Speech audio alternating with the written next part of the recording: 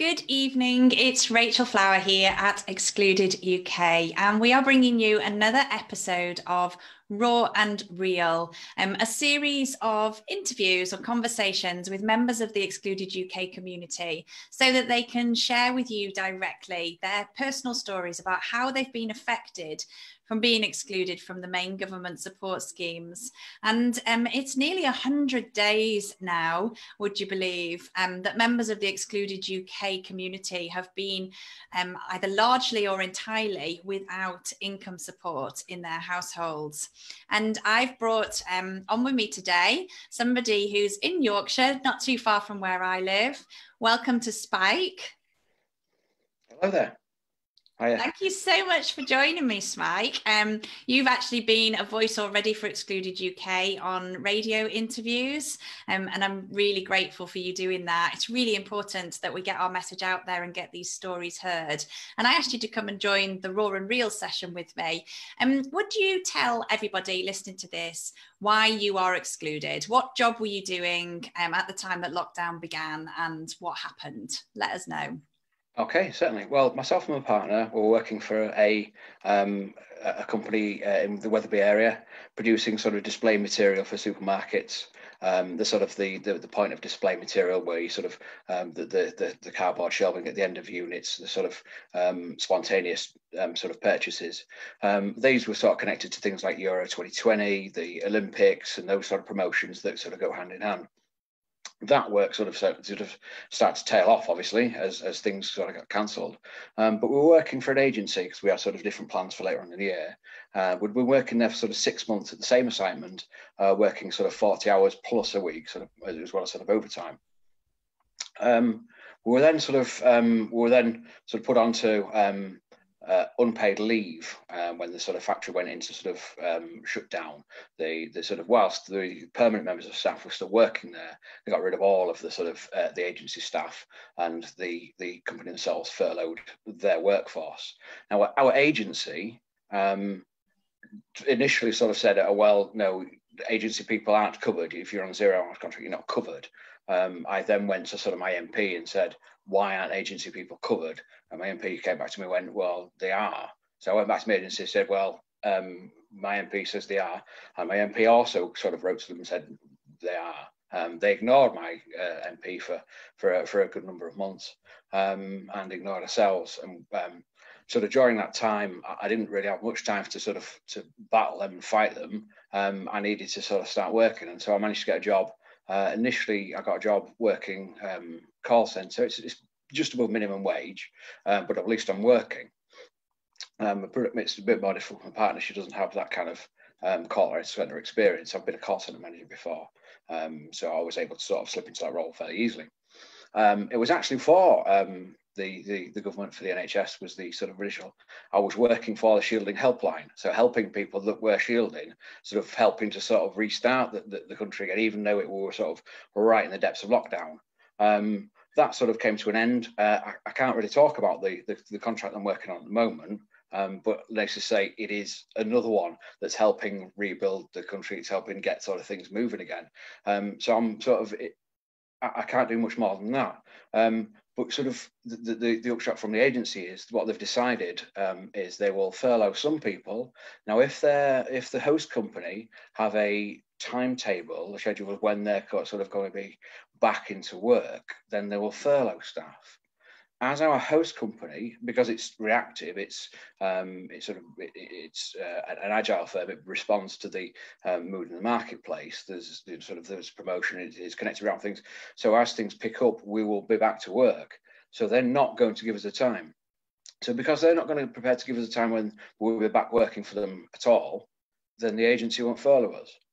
So this is the kind of this is really sort of kind of where we feel a little bit differently to the majority of people in Excluded, whereas some spurious, ridiculous rule has caught them out, sort of the 50-50 rule, or you can see there's an understanding of why it's been refused, even though I disagree with it, and the majority of people do. For our part, we were absolutely fit the criteria for the CJRS, for the scheme, but because our agency decided that they were going to put some extra rules in place, we've had nothing.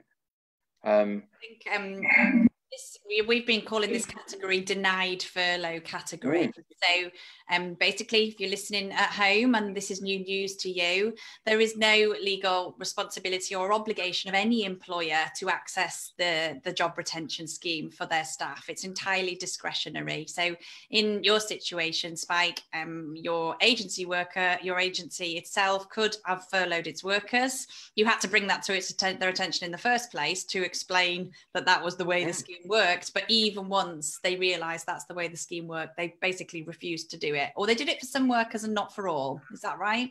Yeah, that's it. Well, that's what the email that I got back from the sort of chairman said. The sort of CEO said, "Oh, no, this is why we've made the decision that we have done." Whether that's accurate or not, I don't know. But that's what it's told to me. Yeah. And I think we have seen a lot of these issues, haven't we?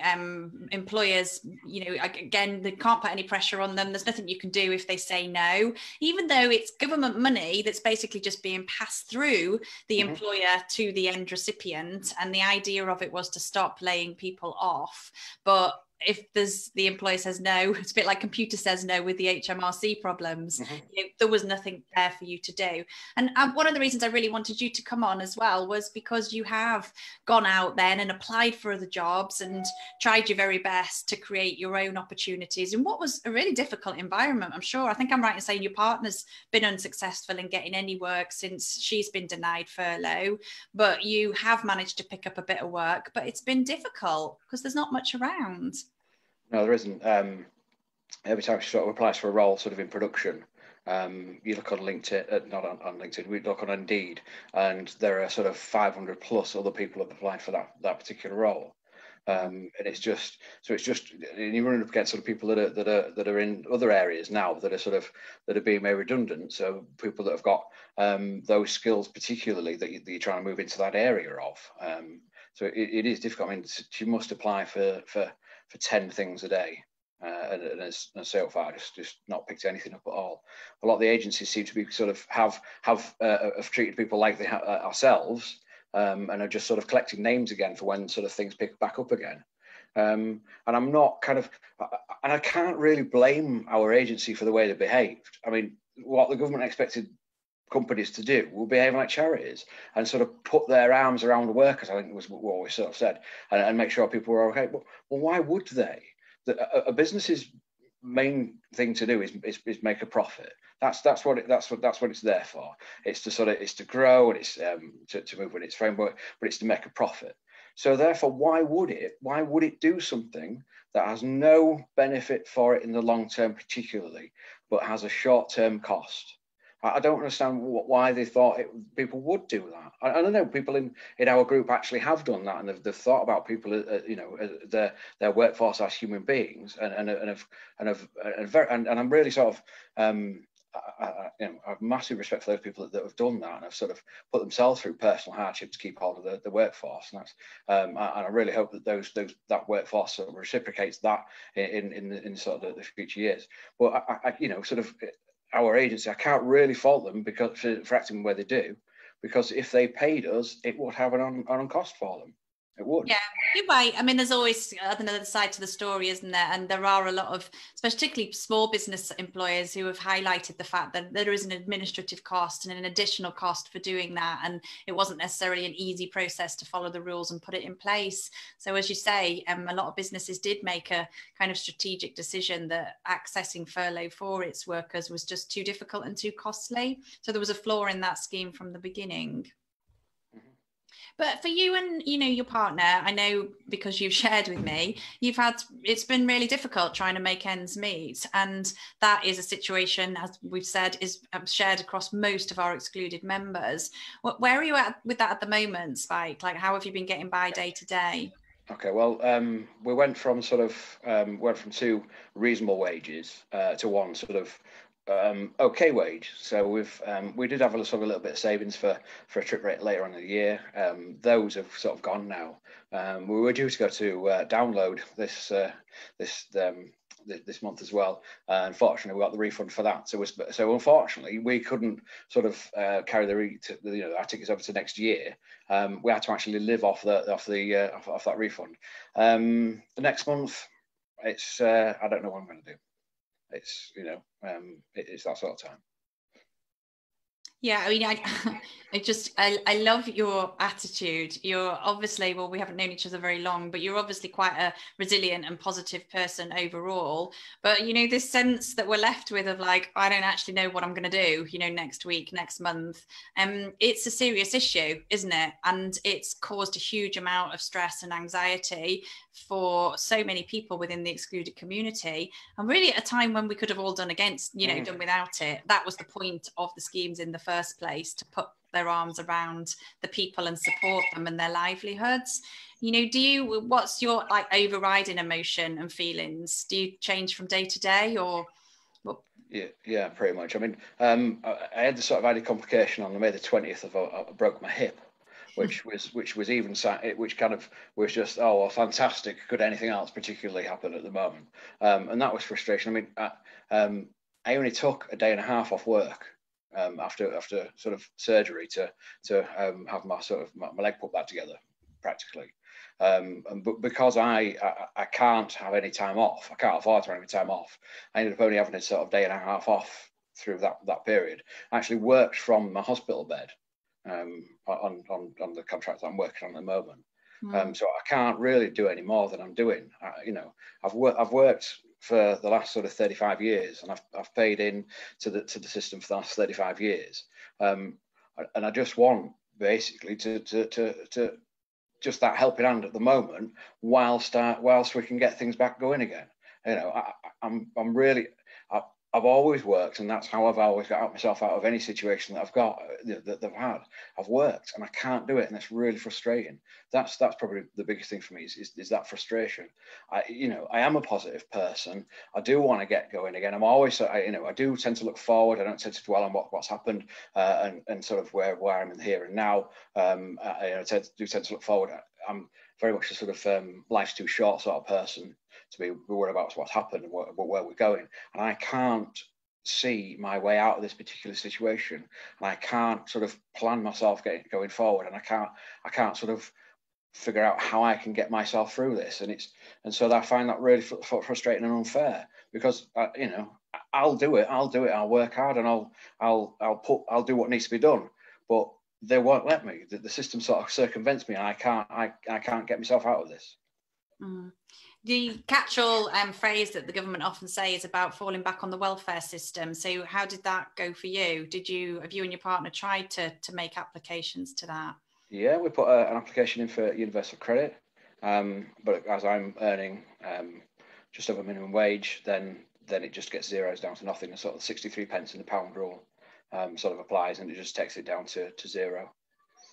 So whilst it does exist as a coverall, it's because I have the audacity to be earning a single wage, it zeroes it out.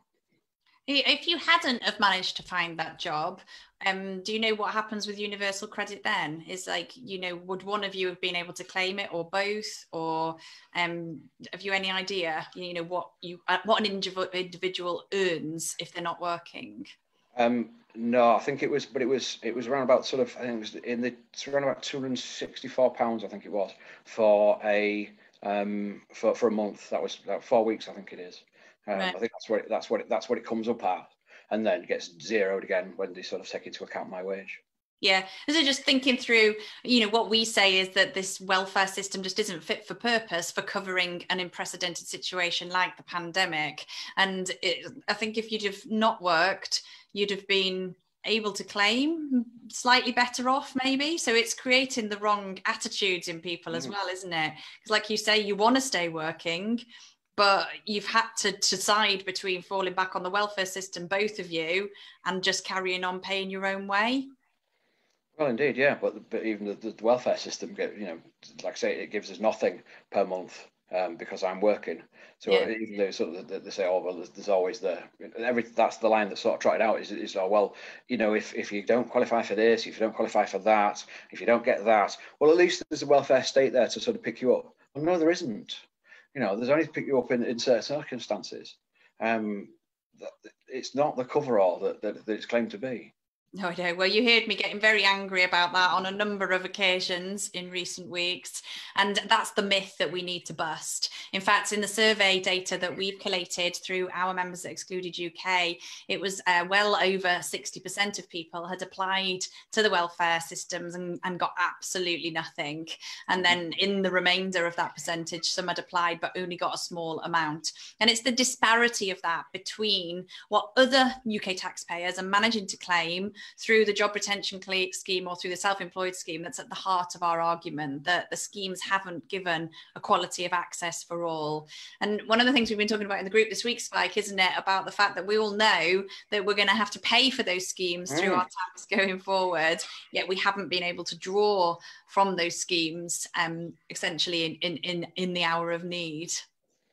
No, indeed not. I mean, it's, you know, and I've said I don't, you know, I want to be part of that sort of putting things back together process. We've got a massive hole in our economy now that needs sort of filling. We need to get back to work. We need to get industry working, and I want to be part of that sort of getting things back working again. And it will have a cost. You know, it's got a massive cost, that the sort of the furlough scheme. Because for the majority of people that it's helped, it's worked really well, and it needs paying for. However, it's ourselves that have also paid into the system for all our lives, and will do so going forward and pay for the system, that need to be the help now. And they understand that the line that also gets used is like, it was put together in such a small space of time. Well, yes, it was. But now that's not a small space of time. We're no longer looking at a small space of time. We've had 100 days to get it, to look at it again and go, well, actually, we're being massively unfair to a certain amount of people, and this is how we can make it better again. Because in a lot of cases, they can, and quite easily do so, and repair these people sort of. You know, it makes me really sad that small businesses within the group are going to the wall, because they are the sort of the backbone of our country. Those sort of smaller, sort of 4 and 5 employee sort of firms that sort of people saying, well, I'm going to have to wind it up. That's an absolute disaster, and sort of, you know, of the knock-on effect of those small firms going in the sort of, you know, the shops locally, and the sort of the people that supply to them. You know, so that sort of knock-on appeal.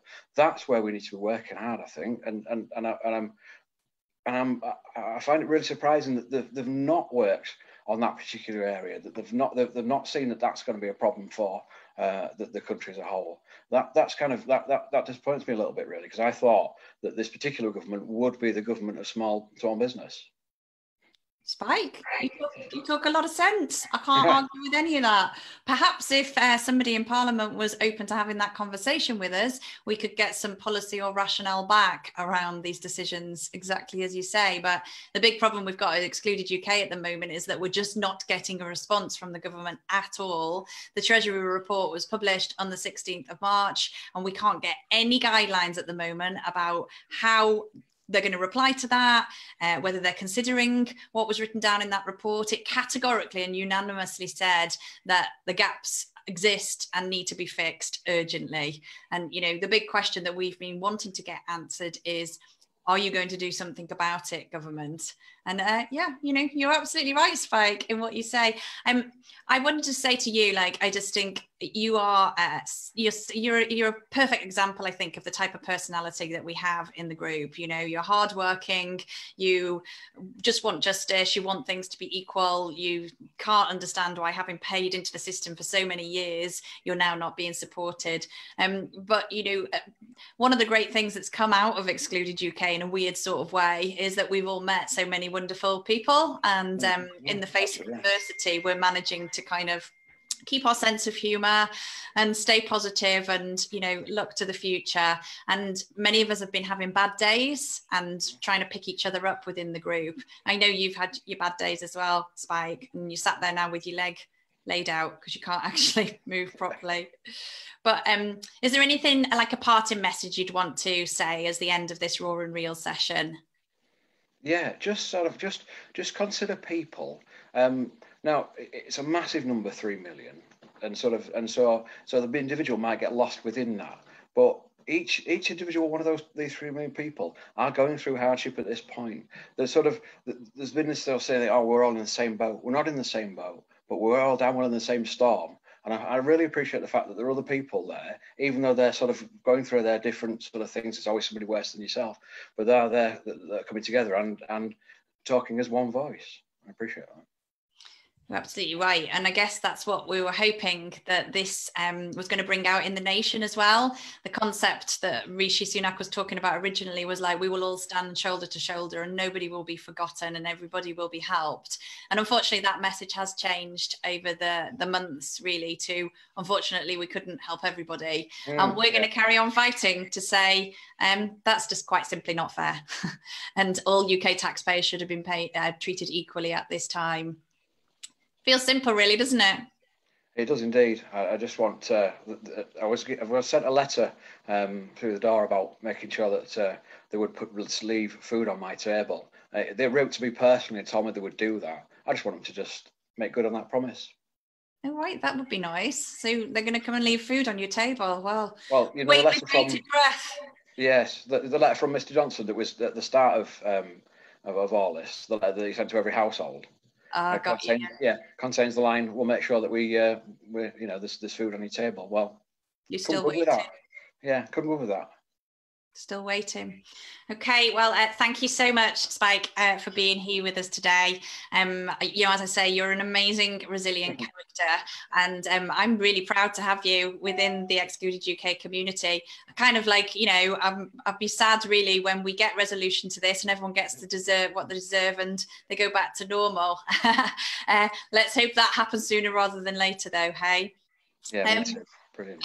Thank you everybody at home for watching this session. And I always say, you know, I hope you've enjoyed listening to Spike. I don't think these stories are enjoyable. They're here because we want you to know exactly what's happening for this huge number of people within the UK who have been left out and excluded from the government measures. We would really like it if you shared Spike's story.